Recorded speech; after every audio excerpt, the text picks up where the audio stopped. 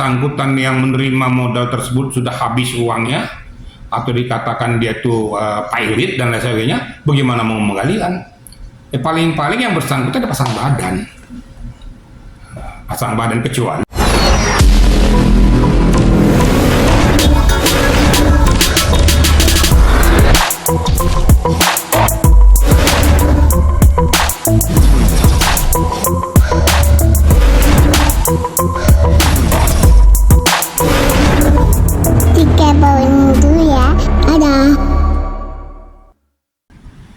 Baik, terima kasih. Selamat siang pada rekan-rekan media. Jadi begini ya, kita awali dulu dari pokok permasalahannya.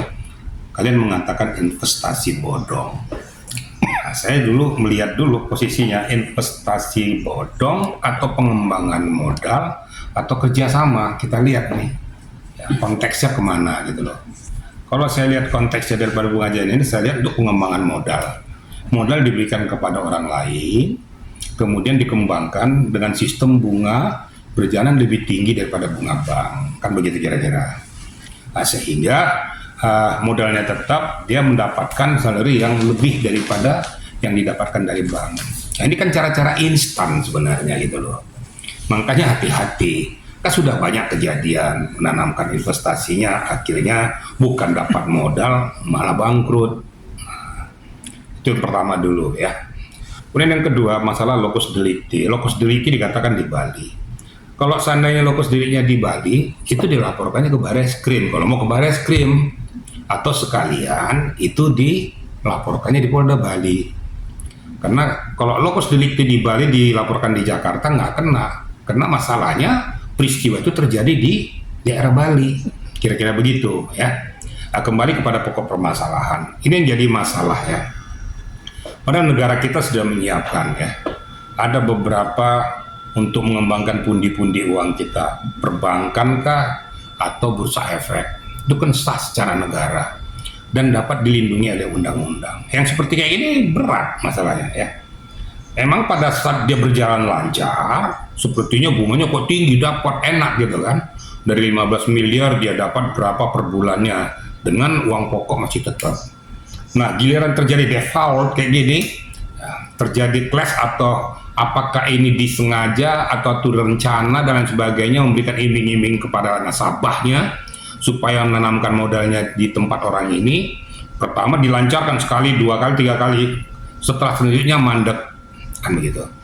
Nah, ini yang jadi masalah di sini. Nah, sekarang masalah kalau terjadi seperti peristiwa ini dilaporkan, ya itu ya penyidik akan melakukan. Ini akan larinya bukan ke undang-undang perbankan, ya nggak ada relevansinya. Ini larinya ke penipuan dan penggelapan. Karena ini kan hubungan antar personal, antar manusia dengan manusia yang mengembangkan usahanya di tempat yang tidak dilindungi oleh undang-undang, kan begitu. Nah, sehingga masalah nanti pengembaliannya atau bagaimana tergantung. Kalau dikatakan bisa kembali uangnya, belum tentu. Kalau seandainya yang bersangkutan yang menerima modal tersebut sudah habis uangnya atau dikatakan dia itu pilot dan lain sebagainya, bagaimana mau mengembalikan? Paling-paling yang bersangkutan ada pasang badan kecuali memang dia bisa mengembalikan ini uang yang bersangkutan, itu lain ceritanya. Kalau bisa dikembalikan ya berarti kan itu terjadi ya restoratif justice ya, penyelesaian antar kedua belah pihak di luar jalur hukum. Tapi kalau enggak ya pidana tetap berjalan gitu. Namun untuk dikatakan bisa kembali ya nggak mungkin, tidak seperti yang kita harapkan. Nah, inilah resiko daripada orang-orang yang secara instan mengembangkan modalnya kepada tempat ataupun wadah yang tidak bisa dipertanggungjawabkan secara hukum. Kira-kira begitu ya. Ari, untuk Bapak sendiri, jika investor mengalami penipuan ini, apa yang harus dilakukan, Pak? Ya paling larinya seperti itu. Dia hanya bisa melarikan itu, melaporkannya ke pihak yang berwajib untuk menangani permasalahan ini. Ya. Nah, kemudian laporan tersebut tentu dilampiri dengan bukti-buktinya, bukti-bukti. Kemudian dilihat juga nanti ikatan perjanjiannya, dalam bentuk apa ikatan perjanjiannya itu. Apakah dalam ikatan perjanjian ini dikatakan bunga hasilnya sekian atau bagi hasil. Terus kalau terjadi miss terhadap modal tersebut, apa konsekuensinya? Itu kan dilihat dalam ikatan perjanjian. Nah, nanti sialannya nanti, kalau nanti dalam ikatan perjanjian tidak ada yang mengikat, kalau seandainya terjadi miss, ini nggak bisa dikembalikan, bagaimana dengan cara menyicil nanti kembalikan atau bagaimana? Apakah itu harus kembalikan secara umum? Nanti akan larinya nanti utang piutang jadinya. Kalau nggak bisa ya pilot, ya perdata juga. Nah, dia akan bisa buktikan, saya sudah berusaha mengembangkan uang Mbak Ibu atau uang siapapun itu. Ternyata dalam perjalanannya miss. Bukan saya mau ngemplang, tapi miss. Terus bagaimana saya? Kamu sanggup nggak mengembalikan ya? Saya sanggup, tapi cara menyicil. Saya nggak punya kemampuan. Tentu kan akan dicek juga kemampuan yang bersangkutan. Aset-asetnya bagaimana bisa untuk dijual, untuk mengembalikan. Kalau nggak, ya pilot lah. Undang-undang kepailitan berlaku. Nah, sekarang tergantung kepada kemampuan yang bersangkutan, tuh bayarnya berapa berbulan, nggak bisa ditentukan. Nah, ini makanya hati-hati. Pesan saya juga kepada para pengembang-pengembangnya, sudahlah, kita nggak usah mengembangkan uang secara instan. Nah, karena secara instan ini sudah banyak mudaratnya, sudah banyak terjadi clash dan miss, seperti di Medan berapa ratus miliar itu habis, nggak bisa dikembalikan kepada yang bersangkutan. Terus mau nerima kemana? Udah salurkan aja kepada yang resmi. Ada perbankan kita kok. Perbankan kita baik itu perbankan plat merah ataupun swasta ataupun bursa efek, itu kan jelas. Ya kalau masalah bunga ya seperti apa yang telah ditentukan oleh undang-undang, dan itu jelas diawasi oleh OJK dan diawasi oleh negara. Nggak mungkin uang kita hilang. Seketika kita mengambil bisa melalui ATM-nya dan lain sebagainya. Kira-kira itu pesan saya kepada warga, hati-hatilah, jangan kita selalu instan untuk mengembangkan uang.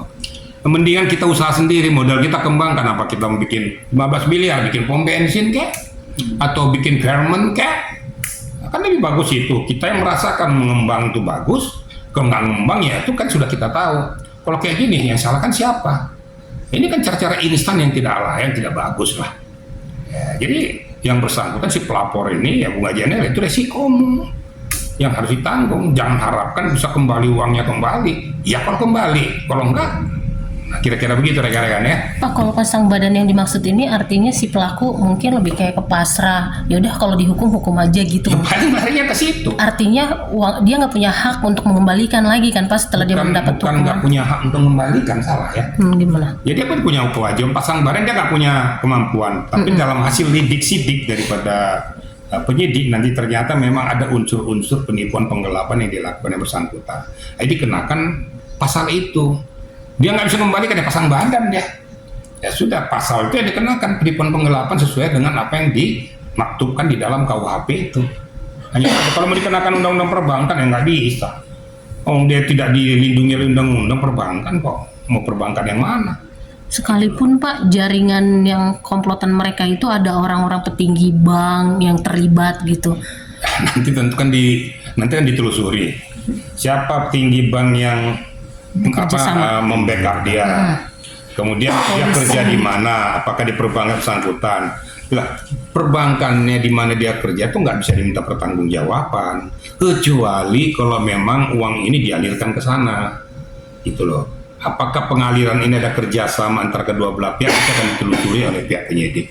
Tapi kalau enggak, yang enggak ada relevansinya kepada dia kerja di perbankan itu, nggak boleh dong dilibatkan. Masalah siapa petinggi bank yang melindungi dia itu nanti ditelusuri. Kalau terlibat ya tetap diberikan sanksi. Siapapun ada yang di belakang ini melindungi itu ya diberikan sanksi. Kira-kira gitu ya. Oke? Langkah untuk melawan investasi bodong itu sendiri gimana Pak? Saya sudah jelaskan tadi kan, langkah yang paling efektif, salurkanlah kita punya uang kepada porsi yang sesungguhnya yang dilindungi oleh undang-undang tadi. Contoh kan ada kita punya asuransi yang dilindungi undang-undang, OJK juga mengawasi. Kemudian perbankan tadi baik plat merah, swasta yang betul-betul terdaftar di akta negara, sudah dinotariskan. Nah, kemudian bursa efek. Nah, ini kan tinggal lihat aja kalau fluktuasinya naik turunnya ada pada bursa efek itu resiko, tapi kan resmi nggak akan hilang uangnya. Nah, itu saluran ke situ aja daripada kita salurkan pada seseorang kemudian mengembangkan aja resiko itu berat sekali resikonya. Iya kalau orangnya jujur, kalau enggak mampus kan kita. Nah itu kira-kira begitu ya.